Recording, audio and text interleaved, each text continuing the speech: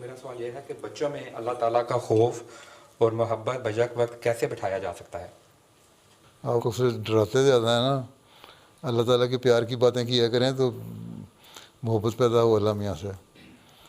اب ماں باپ سے بچے جو ہیں وہ بہت ساری باتیں جو مانتے ہیں وہ خوف کی وجہ سے تو نہیں مانتے، اس لیے مانتے ہیں کہ وہ ماں باپ کا خطرہ ہوتا ہے کہ ہمارے سے ناراض نہ ہو جائیں ہیں.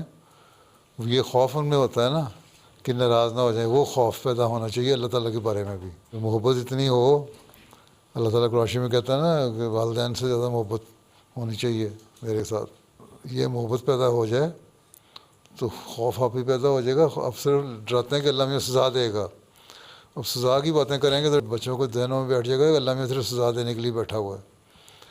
دیکھو اللہ میاں تمہارے بھی اتنے انعامات کیے ہوئے ہیں، اتنی تمہارے لیے نعمتیں اتاری ہوئی ہیں، اتنے سامان پیدا کر دیے تمہارے لیے، تمہیں یہاں ملکوں میں رکھا ہے، تم کھاتے پیتے ہو اور پڑھائی کرتے ہو، آسانیاں پیدا کی ہوئی ہیں، سہولتیں پیدا کی ہوئی ہیں، پڑھائی کے موقع پیدا کیے ہوئے ہیں. بہت سارے لوگ ہیں جن کو یہ موقع ہی نہیں ملتے. تو یہ چیزیں تقاضا کرتی ہیں کہ اللہ میاں سے پیار کیا جائے تاکہ وہ تمہیں اور انعام دے اور ہمیں سے ناراض نہ ہو.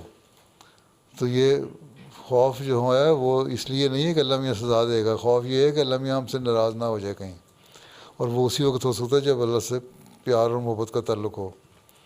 اس لیے پہلے محبت پیدا کریں اللہ میاں کی دل میں، تو خوف تو آپ ہی پیدا ہو جاتا ہے. اب ڈرانے کی طرف ہمارے لوگ زیادہ تر ہیں، مولویوں کی عادت کہ ڈرا دو جہنم میں جاؤ گے. کہا تو اللہ میاں ہمیں بہت ساری چیزیں دیتا ہے، ہمیں انعاموں سے نوازتا ہے، تو ہمیں چاہیے نا اللہ میاں کی باتیں مانیں، اس سے پیار زیادہ کریں. جب پیار پیدا ہوگا کسی سے تو آپ ہی اس کا خوف پیدا ہو جائے گا. جس طرح ماں باپ سے پیار کرنے والے بچے جو ہیں وہ اس خوف میں رہتے ہیں کہ ہمارے سے ناراض نہ ہو جائیں. ٹھیک ہے. جی.